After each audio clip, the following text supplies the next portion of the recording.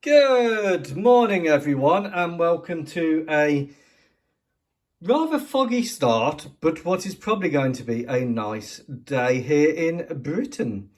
Bad Lieutenant has done his best to try and get tanks out of my system, and I admit he is actually right. But I just can't shake the tanks out of my system. I'm sorry. I must have tanks and planes in my veins.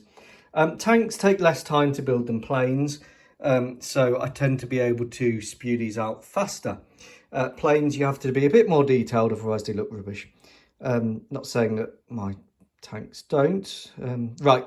Crashing on. So, welcome to the Great Malagasy 1 in 70-second Tank Off. This is what if Madagascar. In the real geopolitical environment of the world. I'm non-political, but there are political constraints on what the Malagasy armed forces can and can't use. They are stuck between the current great power rivalry. So this is like the Great British Bake Off. I don't know if you've seen that. It's a big favourite of Budget Lady, along with the Sewing Wasp. And of course, we both love Homes Under the Hammer. Who doesn't? But anyway, the Great British Bake Off is a very popular television show in the UK. And this is the Great Malagasy Tank Off. So it's like the Bake Off, but it features tanks. The whole idea of this is the Madagascans have currently 60 Merkava 4 IVMs. This is the 2025 upgraded model. But they found that whilst these tanks are absolutely brilliant, look at the belly plate, they're running all the way along. Trophy system, just look at that. Mega cope cage. They can't really take them where they want. So they can't take these on exercise to Turkey. They can't take them on exercise to the UAE, South Africa. So they are useful and they can take them to some places, but other places they can't. Also, Israel is quite busy at the minute. So getting hold of more Merkava 4s is a big no-no at present. So they want to have around 20 to 40 deployable tanks that they can load in their C-17s. If you want to check the C-17 video, go back in my playlist, and take them to hotspots to do rules-based things and keep the peace, basically, globally, be a positive influence in Africa. Now, as Bad Lieutenant has pointed out, and I do have to agree with him, the Boxers and the Centauros are ideal for the MEF. So these are more of a what if backup. Should the need arise, they can deploy the heavy firepower, but in all likelihood, the medium forces should be able to cope with most things. I do agree on that. Now, I absolutely love the Merkava 4. It's the only tank I would ever want to go near an enemy threat in. This is the IVM 4 windbreaker, which I've customised. However, let's have a look at the Great Tank Off rules. So first of all, it's open to rules-based and non-rules-based states, but there are some concerns over Russia. So it might be a little bit wrong to have Russia participating, given that they are not really able to follow the rules very well. But India does have a strong relationship with Russia, so it may be that an Indian team of manufacturers features the T90 linked to Russia. We don't know yet. We'll see what happens. There's also concerns that if India brings some Russian equipment, the Americans won't compete. So we don't know what's going on. But it's open to both what you'd call the NATO and non-NATO manufacturers. So Turkey might field a tank. What the idea of this is to each team will bring 4 tanks, 2 for destructive testing, you won't see that, it's secret, and 2 for the competition. They have to be co-developed with Malagasy industry. So the basic tank will be developed by the competing manufacturers, and then they will work with Malagasy industry to upgrade them. And here is Contender 1, which is the Chinese entry from Norinco with South-Rop additions, and also the Malagasy kettle and Toaster and Military Vehicle Cooperative has worked on it. So the teams will take part in the standard tank competitions of gunnery, skills, obstacle course and destructive tests. Now, like I said, the destructive tests will have Ian and his mates firing anti-tank systems at them and trying to blow them up. So you won't see that, that's secret. The obstacle course will be like the Tank Olympics. So it's a 15-mile course. From the start, you go up obstacles, through water, down obstacles, in between obstacles, do a river crossing on the pontoon bridge, go through woodland obstacles, go down more obstacles, chicanes, and then cross bumpy things, and then you're onto the range for the gunnery tests. So it's a real test of how mechanically reliable these vehicles are and how good the teams are. So let's have a look at the entry from China.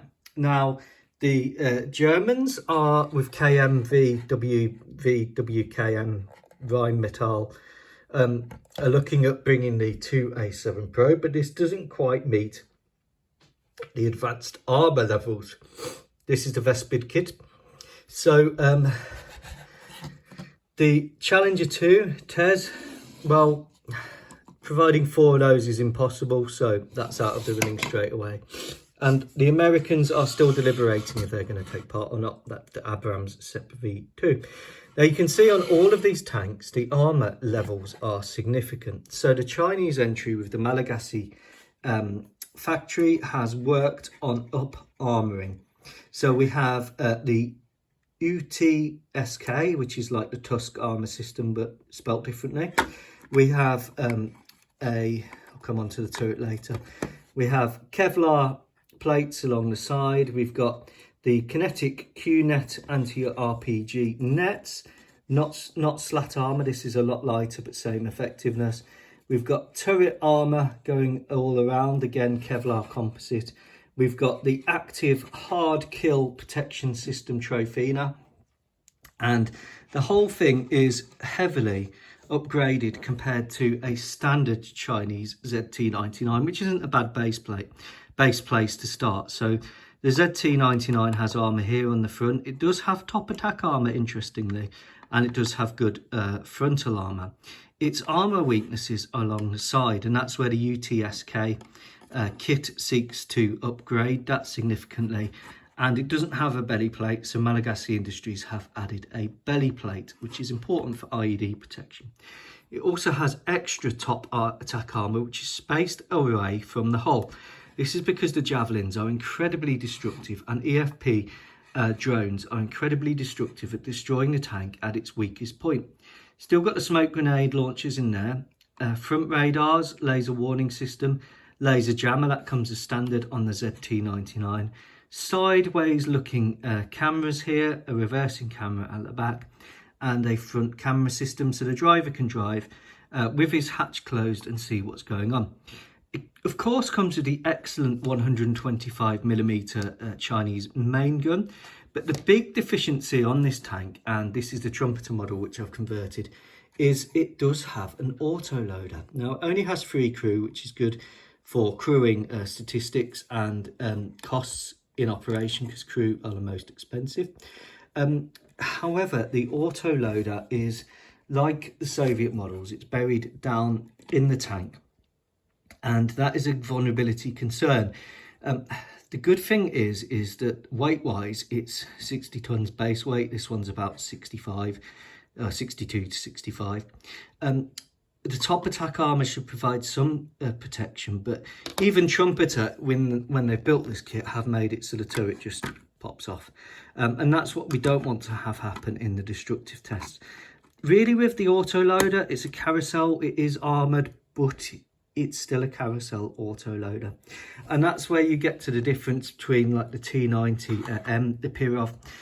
What they've done on the T90M Pirov is they put the propellant in the bustle, and you've only got the shells themselves in the autoloader. So it's a bit more protected than a standard Soviet tank. Now, size-wise, this compares well with the NATO equivalents. It's as big, and when you've got the additional armour, it's bigger. Drivetrain wise, it's got an upgraded drivetrain. It's got the remote weapon system on there, and this is Contender 1. Let me know how you think that this will do. I am quite keen with this tank. I really like it. I just worry about that autoloader. Let me know what you think about the autoloaders, because obviously comparable. The Leopard has a bustle, the Abrams has a bustle, the T90 has that propellant bustle. Challenger 2, come on guys. Merkava, well, the Merkava is interesting because the Merkava has its ammunition down here at the rear in a protected location.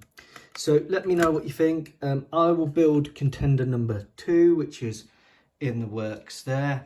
And yeah, welcome to the great Malagasy Tank Off. Take care. Goodbye.